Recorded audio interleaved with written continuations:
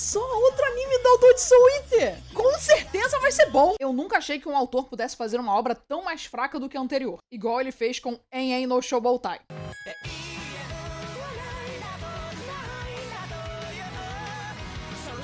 Esse vídeo traz spoilers da primeira temporada dos primeiros 90 capítulos. Vocês foram avisados. Em no Shoboutai, nós acompanhamos o Shinraku Sakabe, um novo membro da 8ª Brigada dos Bombeiros Especiais, que está em busca de lidar, desvendar e resolver o problema dos indivíduos de fogo, pessoas que sofreram com a combustão espontânea. Fenômeno esse que algumas pessoas consideravam real, mas que nós não temos nenhuma prova cabal de que isso de fato existe. E que ficam queimando e sofrendo até o momento que são postos para descansar no banco do Vasco. Essa vontade de ser um herói, como ele mesmo diz, está muito ligada a esse momento onde a sua mãe e o seu irmão foram colocados no Vasco, devido a um incêndio causado por um demônio. Evento esse no qual o protagonista foi culpado injustamente. Conforme a narrativa avança, nós descobrimos que esses fenômenos não são causados de forma natural, havendo uma sociedade secreta forçando essas combustões nas pessoas em busca de indivíduos que tenham essa conexão com a chama primordial, para fazer a vontade da entidade Conversor, que no início parece ter vontade de jogar todo mundo no Vasco das Chamas, ao menos que você curta e comenta esse vídeo, hein? No meio dessas intrigas, o Shinra acaba descobrindo que o seu irmão está vivo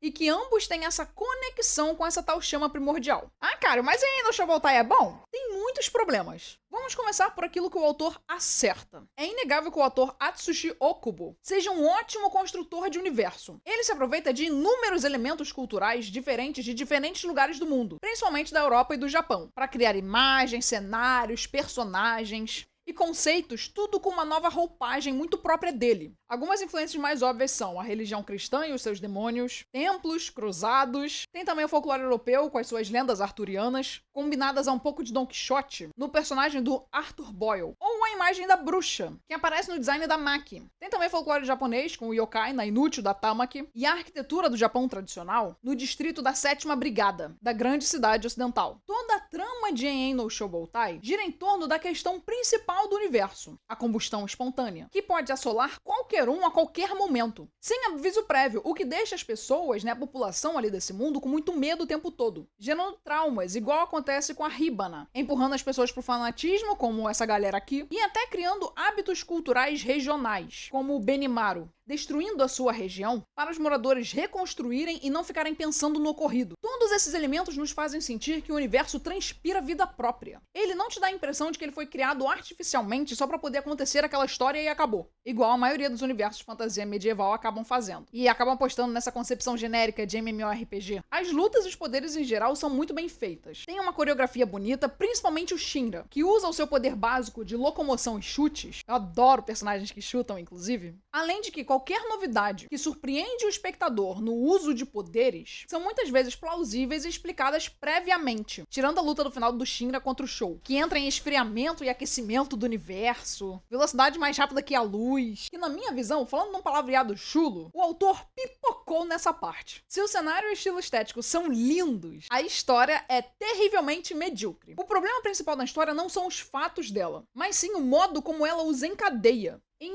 En no Shoboutai, a história parece que vai ser centrada em uma investigação do que está acontecendo. A questão é, histórias de investigação desse tipo, a descoberta de um grande mistério, muitas vezes precisam de avanços, recuos, paredes, pistas que só vão se conectar lá na frente quando nós estivermos perto de descobrir o que de fato aconteceu, se assemelhando mais aqui a uma exploração de masmorra, do que simplesmente você atravessar uma ponte. Então aqui está o problema. Então vamos resumir o que eu quero dizer. Tem um problema, eles vão lá e resolvem. Recebem uma pista que aponta para um outro problema. Aí vai lá e resolve. Mais uma pista que aponta para a nova direção que eles têm que ir. E assim sucessivamente. Isso quando eles não vão fazer alguma coisa que nada tem a ver com o problema principal. Tipo quando eles querem recrutar o Vulcan. E já aparece esse cara aqui que é da galerinha do mal lá. Sem falar que isso é feito de uma forma muito apressada, tirando tempo para nós aprendermos e conhecermos ali aqueles personagens. E as suas relações. Para vocês terem uma noção, a 8ª Brigada começa com 5 membros. E nenhuma outra brigada aliada. E no final da primeira temporada já tem 9 e 3 aliados. Talvez seja possível culpar a editora por apressar o mangá. Talvez. Ele não é nenhum Oda ou Togashi que pode levar o tempo que ele precisar, que a editora vai esperar. Fazendo interlúdios,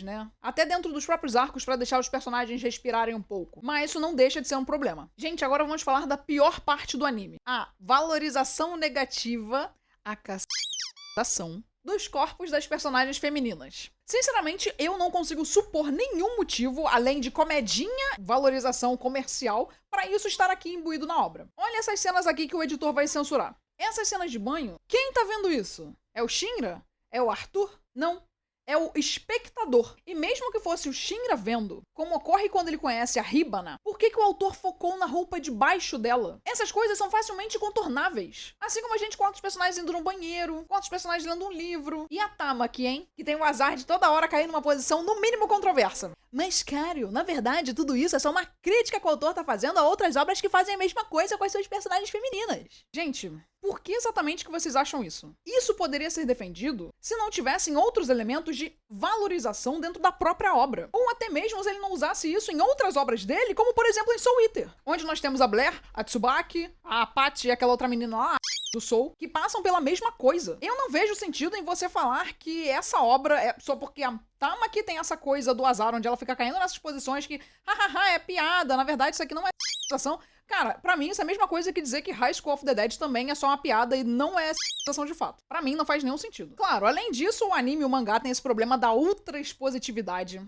E também os personagens dele, tirando os mais velhos da brigada, não me cativam. Embora sim, eles sejam obviamente personagens planos, mas o próprio autor propõe mesmo que eles sejam planos. Galera, é evidente que tem mais coisas pra comentar de Yen no Shoboutai, principalmente com o subtexto do anime, dessa chama primordial que cria tudo e destrói tudo. Mas esse vídeo já tá ficando muito grande, então nós vamos parar por aqui. Mas se vocês quiserem que eu fale mais de Yen no Shoboutai, curtam e comentem esse vídeo que eu trago a próxima parte. Se você quiser me ajudar a falar mal de tudo que existe, nós temos agora o nosso Apoia-se, onde você pode estar tendo acesso a recompensas exclusivas. Entre também no nosso grupo aperto do Discord. No fim, Yen no Shoboutai para o nosso roteirista é nota também 6/10.